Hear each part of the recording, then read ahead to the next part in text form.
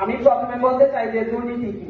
দুর্নীতি হলো নীতি বহির্ভূত কাজ যা সমাজ রাষ্ট্র দৃষ্টিকোণ থেকে অন্যায়, অর্থাৎ কোন খারাপ পথ অবলম্বন করাই হচ্ছে দুর্নীতি।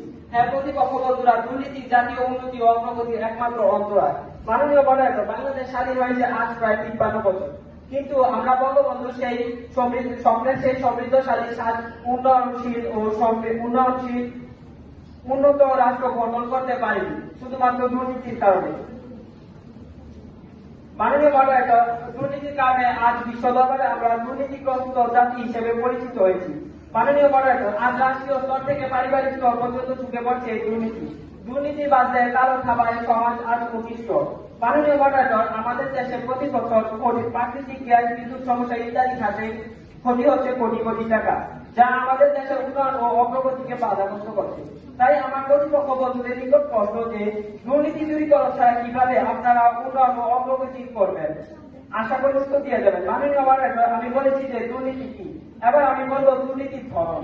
সরকারি সম্পত্তি দখল করা, সরকারি সম্পত্তি অবৈধভাবে আত্মসাৎ করা, ছাত্রছাত্রীদের নকল করিয়ে পাশ করিয়ে দেওয়া, বাল্য বিবাহ, মাদকাসক্তি, চাকরি নামে হায় হায় কোম্পানি খোলা ইত্যাদি। মাননীয় মডারেটর, আজ আমরা যেদিকে তাকাই সেদিকে শুধু দেখি দুর্নীতি দুর্নীতি দুর্নীতি। মাননীয় মডারেটর, আজ আমরা চেতনার অভাবে কালোকে কালো বলছি না, সাদাকে সাদা বলছি না।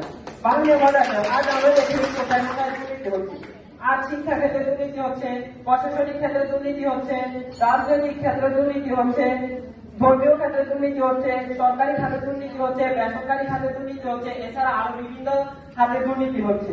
মাননীয় মডারেটর, আজ আমরা এমন এক পরিস্থিতিতে এসে পৌঁছেছি যে টেবিলের নিচে করে কানে করে টাকা না দিলে টেবিলের উপরে ফাইলগুলো নড়ে না।